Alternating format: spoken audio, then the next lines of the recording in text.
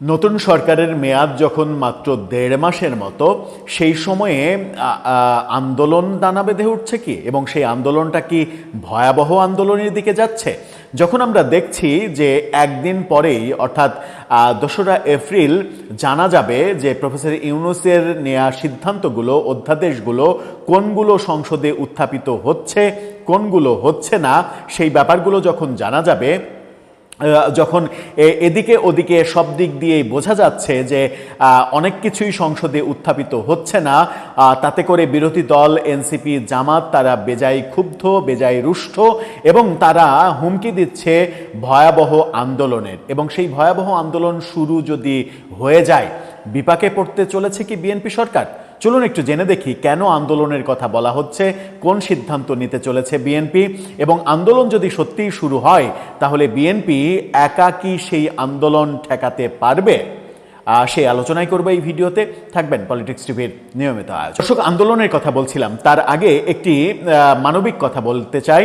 Food for all, সবার জন্য খাদ্য, এই স্লোগান নিয়ে, এই নাম নিয়ে, ফুড ফর অল এই নাম নিয়ে নতুন একটি চ্যানেলের যাত্রা শুরু হয়েছে, যারা অসহায় ক্ষুধার্ত মানুষের পাশে রান্না করা খাবার নিয়ে দাঁড়াচ্ছে। ডেসক্রিপশন বক্সে লিঙ্ক দেওয়া থাকবে, সেখানে গিয়ে অন্তত সাবস্ক্রাইব করে কিংবা যে কোনোভাবে তাদের পাশে থেকে তাদেরকে অনুপ্রেরণা দেবেন, যেন এই মানবিক বার্তাটা 18 কোটি মানুষের মাঝে ছড়িয়ে যেতে পারে। আমরা যারা সামর্থ্যবান তারা যেন ক্ষুধার্ত মানুষের পাশে একবেলার খাবার নিয়ে অন্তত দাঁড়াতে পারি। চলে যাচ্ছি মূল আলোচনায়। বলছিলাম আন্দোলনের ডাক দেয়া হচ্ছে, ভয়াবহ আন্দোলনের হুমকি দেয়া হচ্ছে। কারণটা কি? কারণ ২রা এপ্রিল সংসদে উত্থাপিত হবে প্রফেসর ইউনূসের আমলের সমস্ত কিছু, অধ্যাদেশ, আইন, এডা ওডা সব কিছু উত্থাপিত হবে, এবং সেখানেই পরিষ্কার হবে যে কোনগুলো উত্থাপিত হলো না, কোনগুলো সরকার বাতিল করতে চাইছে। এরই মাঝে স্পষ্ট করে জানিয়ে দেওয়া হয়েছে যে গণভোট পাশ হবে না, গণভোট সংসদে উত্থাপিত হবেই না।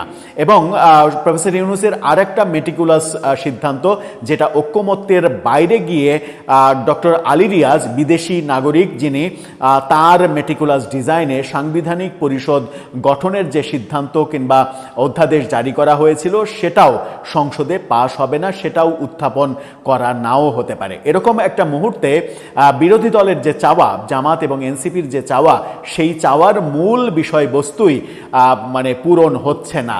যখন এই মূল বিষয়বস্তু পূরণ হচ্ছে না, গণভোট বাতিল হয়ে যাচ্ছে, সাংবিধানিক পরিষদ গঠিত হচ্ছে না, সংবিধান মানে সংশোধন তাদের মতো করে হচ্ছে না, সংবিধানের মূল নীতি পরিবর্তন হচ্ছে না, উচ্চকক্ষ নাও হতে পারে, উচ্চকক্ষ হলেও সেটা পিয়ার পদ্ধতিতে হচ্ছে না, অনেক কিছুই, গণভোট হাঁ ভোট জয়যুক্ত হয়েছে ঠিকই, কিন্তু হাঁ ভোট জয়যুক্ত হওয়া নিয়েও অনেক বিতর্ক রয়েছে। কারণ নির্বাচনের রাতে হ্যাঁ ভোট না ভোটের কোনো হিসাব নিকাশ দেওয়া হয়নি। নির্বাচনের রাতে 12-1টার মধ্যেই বিএনপি সরকার গঠন করছে, সেটা যখন নিশ্চিত হয়ে গেছে, ঠিক সেই মুহূর্ত পর্যন্ত হাঁ ভোট না ভোটের কোনো হিসাব দেওয়া হয়নি। পরদিন বিকেলে এসে হাঁ ভোট না ভোটের ফলাফল ঘোষণা করা হয়েছে।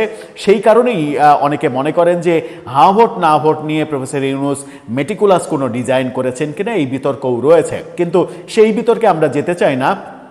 গণভোট বাতিল হয়ে যাচ্ছে, মানে গণভোটের যে অধ্যাদেশ, সেই অধ্যাদেশ বাতিল হয়ে যাচ্ছে, সংসদে উত্থাপিত হচ্ছে না, 12 এপ্রিল অটোমেটিকলি বাতিল হয়ে যাবে। সেরকম একটা প্রেক্ষাপটে গণভোট এবং সাংবিধানিক পরিষদ, এই দুটোই তো সব থেকে বড় চাওয়া এনসিপি এবং জামাতের। সেই প্রেক্ষাপটটা মানে বুঝতে পেরে হাসনাত আবদুল্লাহরা আন্দোলনের ডাক দিচ্ছেন। হাসনাত আবদুল্লাহ, সাজিস আলমরা যেভাবে ফেসবুকে লেখালেখি করছেন, তাতে মনে হচ্ছে যে আরেকটা জুলাই আসছে, এবং তারা সরাসরি বলছেন যে আরেকটা জুলাই আসছে। হাসনাত আবদুল্লাহর এই স্ট্যাটাসটা, স্পেসিফিকলি এই স্ট্যাটাসটা দেখে নিন, যেখানে তিনি বলছেন, ব্রেকিং নিউজ, সবাই প্রস্তুত থাকবেন, ভয়াবহ আন্দোলনের ডাক আসবে ইনশাল্লাহ। তিনি আন্দোলনটাকে ভয়াবহ আন্দোলন বলছেন। এবং একদিন আগে সার্জিস আলমকে আমরা বলতে শুনেছি যে বিএনপির বিরুদ্ধে যদি আন্দোলন শুরু হয় তাহলে বিএনপির সরকার পড়ে যাবে, বিএনপি সরকার টিকতে পারবে না, এবং সেই আন্দোলন মোকাবেলা করার মতো ক্ষমতা বিএনপির নেই। বাস্তবতা কি? বাস্তবতা যদি সত্যি জামাত এবং এনসিপি আন্দোলন করে, তাহলে বিএনপি সেটা মোকাবেলা করবে কিভাবে, কিংবা কোন পথে মোকাবেলা করবে, কিংবা কতটুকু মোকাবেলা করতে পারবে? আবার তারা যদি আন্দোলন করে তাহলে সেই আন্দোলনে জনসমর্থনই বা কতটা হবে? বাংলাদেশে তো আসলে জনসমর্থন লাগে না। ঢাকায় 2-4 লাখ লোক এক জায়গায় জড়ো করলেই মানে সরকার পতনের আন্দোলন হিসেবে সেটাকে দানা বেঁধে তুলে আনা সম্ভব হয়, যেটা আমরা দেখেছিলাম আওয়ামী লীগ সরকারের আমলে, যে ঢাকার আন্দোলনের দেখা দেখি সারা দেশে আন্দোলন কিছু কিছু জায়গায় কিছু কিছু শহরে স্প্রেড করেছিল। সেই স্প্রেড করার অন্যতম বড় কারণ ছিল সাধারণ মানুষের অংশগ্রহণ। দলমত নির্বিশেষে সাধারণ মানুষ অংশগ্রহণ করেছিল, কারণ আওয়ামী লীগের ওই মানে একপাক্ষিক ভোট, সেই ভোটের কারণে আসলে সাধারণ মানুষ অনেকটা রাগান্বিত ছিল, আওয়ামী লীগের ওপরে খুশি ছিল না।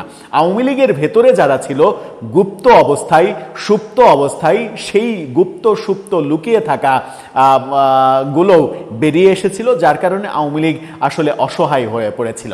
কিন্তু এখন যদি আন্দোলন হয়, হাসরত আবদুল্লাহরা যেভাবে ডাক দিচ্ছেন, ভয়াবহ আন্দোলনের কথা বলছেন, এখন যদি আন্দোলন হয় তাহলে সাধারণ মানুষ এই আন্দোলনে যাবে না। তাহলে যাবে কারা? একান্তই একেবারে একনিষ্ঠভাবে জামাত করে কিংবা একনিষ্ঠভাবে এনসিপি করে এরকম লোকজন। সেরকম লোকজনের সংখ্যা কিন্তু খুব বেশি না। আবার যদি জামাত মনে করে সারা দেশ থেকে লোকজন ঢাকায় এনে তারা ঢাকায় একটা বড় আন্দোলন দানা বেঁধে তোলার চেষ্টা করবে, সেইটা সরকার মোকাবেলা করতে গেলে কি পরিস্থিতি তৈরি হবে সেটাও একটা বড় ব্যাপার।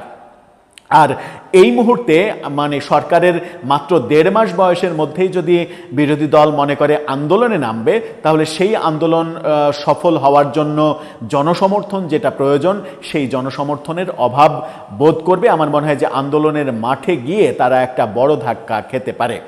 আবার সরকারের জন্য একটা বার্তা যেটা, সেটা হচ্ছে যে অনেকদিন থেকে আলোচনা হচ্ছে, সরকারের দায়িত্ব নেওয়ার আগে থেকেই আলোচনা হচ্ছে যে বিএনপি সরকার গঠন করে জামাতকে মোকাবেলা করার জন্য বিএনপির প্রয়োজন হবে আওয়ামী লীগের রাজনৈতিক শক্তি। যেমনটা বিএনপির প্রয়োজন হয়েছে ভূমিধস বিজয়ের জন্য আওয়ামী লীগের ভোটারদের ভোট। আওয়ামী লীগের ভোটারদের ভোট সব থেকে বেশি তো বিএনপি পেয়েছে। যদি আওয়ামী লীগের ভোটাররা ভোট না দিত তাহলে তো 60% ভোট কাউন্ট হতো না, সেটা কাউন্ট হওয়া মানে অসম্ভব ব্যাপার ছিল। তার মানে আওয়ামী লীগের ভোটাররা অনেকেই ভোট দিয়েছেন এবং সেই অনেকের মধ্যে 95% ভোট বিএনপি পেয়েছে। সেটা বিএনপির ভূমিধস বিজয়ের জন্য একটা বড় কারণ। এবং সেই ক্ষেত্রে অনেকে মনে করেন যে বিএনপি আওয়ামী লীগের রাজনৈতিক নিষেধাজ্ঞা তুলে নিতে পারে, যেন আওয়ামী লীগ মাঠে থাকতে পারে।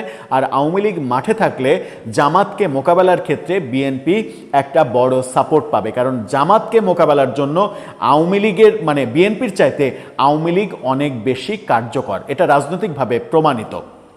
এখন দেখার বিষয় বিএনপি সরকার কোন পথে হাঁটবে, কিংবা যতই মানে মেঘের গর্জন থাকুক না কেন, বিরোধী দলের আন্দোলনের ডাকের গর্জন, তারা সরকারের মাত্র 1.5 মাস বয়সে কিংবা 2 মাসের মধ্যে এরকম একটা আন্দোলন দাঁড় করানো, এটা তাদের পক্ষে আদৌ সম্ভব হবে কিনা সেটাও একটা বড় প্রশ্ন। দর্শক, আপনার কাছে কি মনে হয়, আন্দোলনের যে বার্তাটা দেয়া হচ্ছে তাতে করে বিএনপি সরকার কি বিপদে পড়বে? আর বিএনপি সরকার বিপদে পড়লে আবারও কি একটা বিশৃঙ্খল পরিবেশের দিকে আমরা চলে যাব? আবারও কি কোনো মেটিকুলাস ব্যাপার হবে? আমরা সাধারণ মানুষ যারা দিন আনি দিন খাই, তারা কি একটু স্বস্তিও পাবো না? 5টা বছর আমরা স্বস্তিতে থাকতে পারবো না? আপনার মতামত জানিয়ে লিখতে পারেন আমাদের